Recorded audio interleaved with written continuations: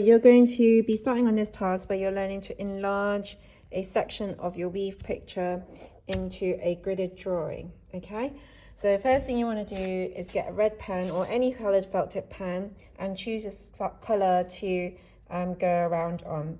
Now, if you've chosen this task, in particular this image, you need to pick at least 3 across the row, and it should be 4 up.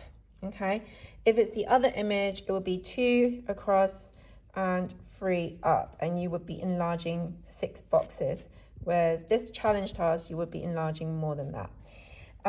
Once you've chosen a section, make sure you don't choose a blank space, because you will not get any extra marks for that, because you're not doing any drawing in those blank space. So choose an area where there's going to be sort of shapes that you will be able to draw in. Okay, right, the next thing, once you've done that, the next thing is to draw your own grid. Okay, so you would have been given a piece of resource like this. This is going to be your guide in terms of how to draw a grid. Okay, and when you do that, you can place it underneath, and you should be able to see it through, in terms of through the paper. As you can see through my paper from using just this grid. Okay, and then you just trace the outline. Also, what I found useful when drawing out the grid is to make these sort of marks, as you can see, and another mark across the page. So that way, when I use my ruler, I can just join the dots basically. So that way there are less mistakes. Okay, so I've drawn my grid, and I've also numbered them at the top, and I also put letters down the side. I did the same along my weaved image, and the best way to start your gridded drawing is start from the top and then work your way down. And we're going to first just start focusing on this box only. Sometimes it might help to use a ruler to just cover that section. Okay, so I'm just focusing on that one box, A1.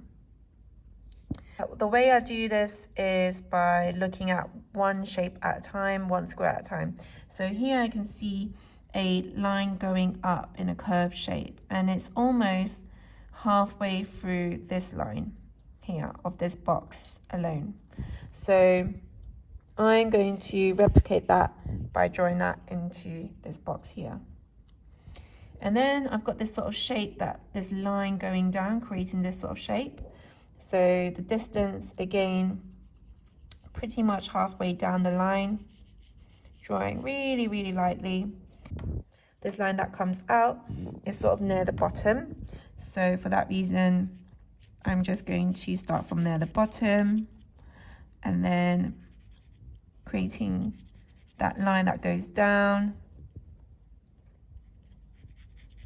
and then drawing that outline in nice and neatly. And then I'm going to add the next shape that I can see in that box. So this one is a little bit challenging because you've got lots of shapes in here.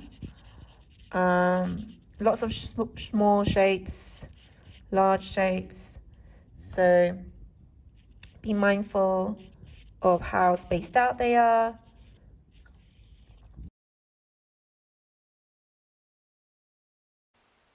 As you can see, I've used the red pen to draw out the individual grid, the squares itself, so that it's easier to identify which square I'm drawing from, and that way I don't get confused from one square to another.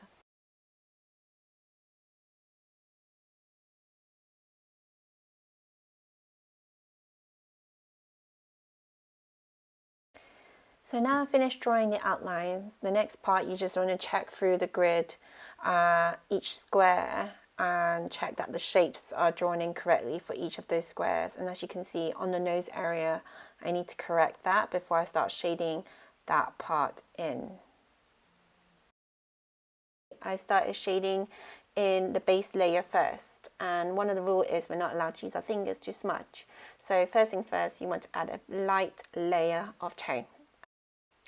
Then you need to identify which one is your middle tone and your dark tone. So this first shape that I'm shading in is actually the mid-tone. So I am shading it in opposite direction to create a smooth tone. And here I'm adding a really light pressure. I'm not pressing hard, but just building that layer up as I'm creating that smooth layer of mid-tone. Then I'm just outlining the next shape, which is going to be my dark tone. And as you can see, I'm going through the opposite direction from when I first shade it in, and I build up and then change the direction again, and I repeat that step. And this time, because it's a dark tone, you want to first build up to a middle tone, and then add in with more pressure afterwards. What I find is when you add dark tone straight away, it might not come across quite smooth. You will see lots of indented marks creating that dark tone. So first build up that light layer, then your mid, and then you add your dark tone. It's all about being patient with yourself and not rushing the process of adding tone.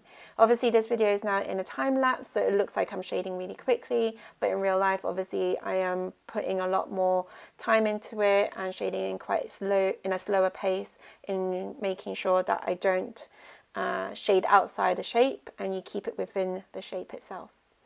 So at this point you want to finish off your drawing and aim to show light, middle and dark tone.